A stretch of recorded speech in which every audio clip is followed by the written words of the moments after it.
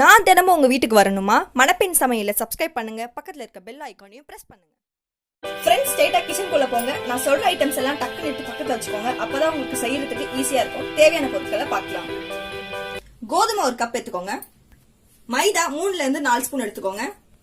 ரவை 1 ஸ்பூன் இல்ல 1.5 ஸ்பூன் எடுத்துக்கோங்க. ஓமம் 1.5 ஸ்பூன் எடுத்துக்கோங்க. உப்பு உங்க நாக்கு டேஸ்ட் ஏற்ற கிளாஸ் வெதுவெதுப்பான தண்ணி எடுத்துக்கோங்க. ஏன்னா அப்பதான் மாவு சாஃப்டா இருக்கும்.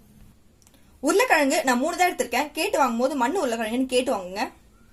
ஒரு பெரிய வெங்காயம் எடுத்து நல்லா பொடி நறுக்கி வச்சுக்கோங்க. ஒரு கைப்பிடி அளவு புதினா, தேவையான அளவு எண்ணெய், கருவேப்பிலை கொஞ்சம், தேவையான அளவு மிளகாத்தூள், மஞ்சள் 1 சிட்டிகை, கடுகு தாளிக்க, தனியா கொஞ்சம் அதிகமா போட்டுக்கணும், அதனால 2 ஸ்பூன் எடுத்துக்கலாம். 1 கப் மாவு போட்டுக்கலாம். கோதுமை மாவு நான் இதுல 3 ஸ்பூன் மைதா போட்டுக்கிறேன். ஃப்ரெண்ட்ஸ், மைதாவை கம்மியா யூஸ் பண்ணுங்க ப்ளீஸ். 1.5 ஸ்பூன் ரவை போட்டுக்கோங்க. ஓமம் நான் சொன்ன எவ்வளவு ஸ்பூன் சொன்னேன்னா ஒரு 1.5 ஸ்பூன் சொன்னேன். நீங்க அதை இப்படி கையில எடுத்துக்கோங்க, அப்படியே போடாதீங்க. கையில எடுத்து நல்லா இப்படி பண்ணி போடுங்க, அப்பதான் நல்ல வாசனையா இருக்கும். இப்படி நல்லா தேய்ச்சி போடுங்க, அப்பதான் இதோட ஃபிளேவர் வெளியில வரும். தேவையான அளவு உப்பு போட்டுக்கோங்க. போட்டுட்டு இதை நல்லா ஹாட் வாட்டர் போட்டு நல்லா பிசைஞ்சுக்கோங்க. ரொம்ப சூடா தண்ணி இருக்கக்கூடாது, ஏன்னா மாவு வெந்துடும். ஃப்ரெண்ட்ஸ், மாவை நல்லா இந்த பதத்துக்கு பிசைஞ்சுக்கோங்க. இதை ஒரு 20 நிமிஷம் நம்ம ஊற வச்சிடலாம். அடுத்து நம்ம பூர்ணம் ரெடி பண்ணலாம். ஃப்ரெண்ட்ஸ், அடுப்புல ஒரு கடாய் வச்சுக்கோங்க. கொஞ்சம் எண்ணெய் ஊத்திக்கோங்க. ஃப்ரெண்ட்ஸ், எண்ணெய் காஞ்சிச்சு, கடுகு போட்டுக்கலாம்.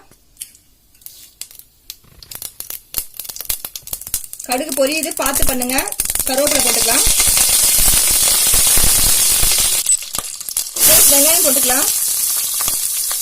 நல்லா வதக்கிக்கோங்க. பொன்னிறம் வந்தா போதும், ரொம்பலாம் வதக்க தேவையில்ல. வெங்காயம் வதங்க கொஞ்சம் உப்பு போட்டுக்கலாம். இப்போ ஒரு சிட்டிகை மஞ்சள் போட்டுக்கலாம். மஞ்சள் வாசனை வராத அளவுக்கு போட்டுக்கோங்க.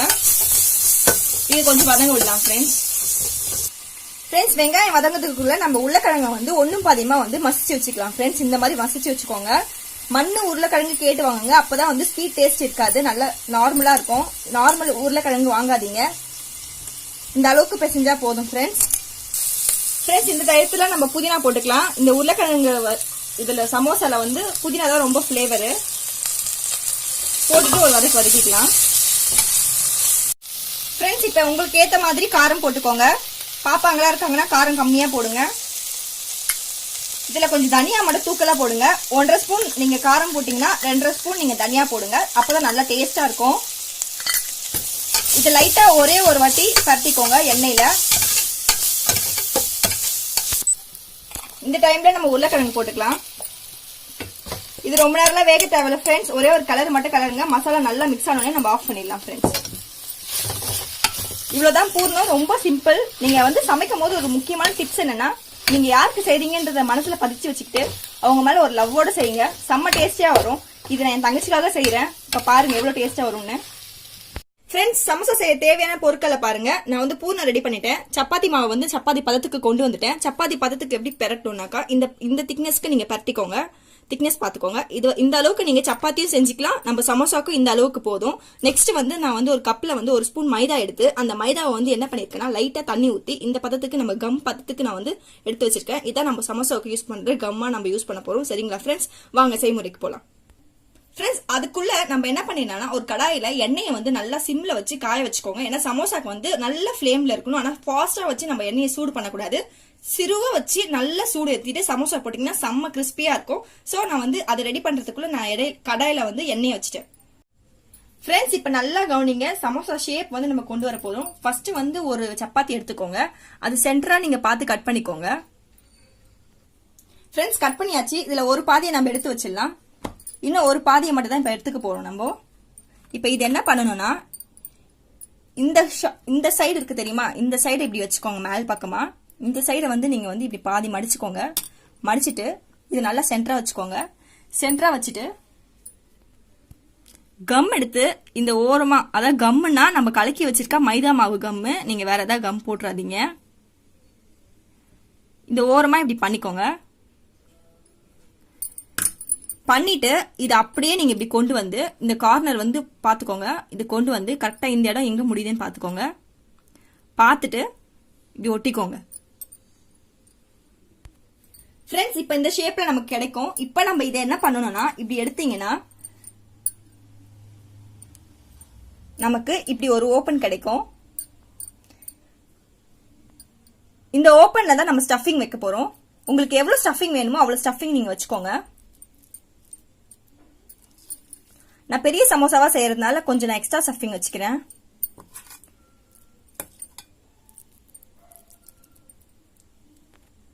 ஸ்டஃபிங் வச்சதும் நமக்கு இந்த ஷேப் கிடைக்குது பாருங்க.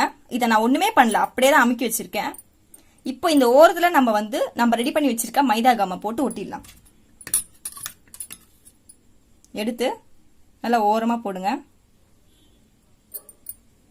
நீங்க இதே மாதிரி மீதி சப்பாத்தி எல்லாம் பண்றதுக்குள்ள இந்த கம் வந்து நல்லா காஞ்சிரும். அதனால நமக்கு சப்பாத்தி இந்த சமோசா வச்சிருக்க சப்பாத்தி வந்து நமக்கு ட்ரையா கிடைக்கும். சோ நமக்கு பிரியவே பிரியாது. இந்த மாதிரி ஒட்டிடுங்க. நல்லா ஒட்டிக்கிச்சு. இப்போ இங்க இந்த மாதிரி மடிச்சு விட்டுக்கோங்க.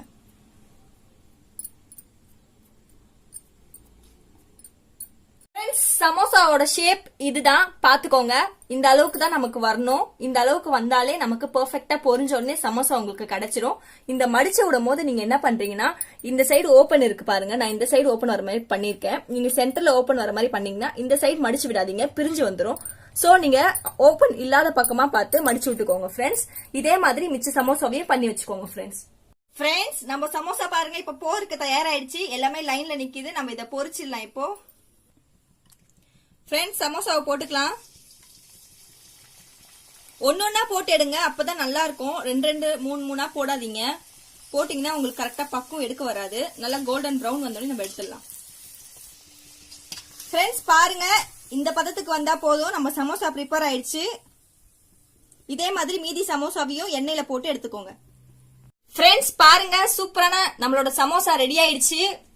நான் இப்ப ஒரு சப்பாத்திக்கு 2 சமோசா ரெடி பண்ணேன். அதே மாதிரி நீங்க ஒரு 10 சப்பாத்தி செஞ்சா போதும், நமக்கு 20 சமோசா கிடைக்கும். ஒரு ஆளுக்கு 2 சமோசா நீங்க சாப்பிட்டீங்கன்னா கூட உங்களுக்கு நல்லா ஃபுல்ஃபில்லா இருக்கும், சாப்பிட்ட ஃபீல் இருக்கும். வெளியில எல்லாம் வாங்கி சாப்பிடாதீங்க, ஹெல்தி கிடையாது. இது நம்மளே செஞ்சு நம்மளே கண்பட பார்த்து செஞ்சு சாப்பிடுறது.